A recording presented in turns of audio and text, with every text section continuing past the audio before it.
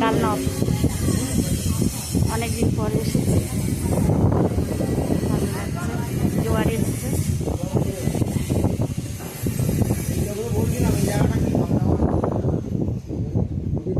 I দেখাও, হাত দেখাও, দেখাও দিদির হাত। দিদির জায়গায় রয়েছে। হ্যাঁ, হ্যাঁ,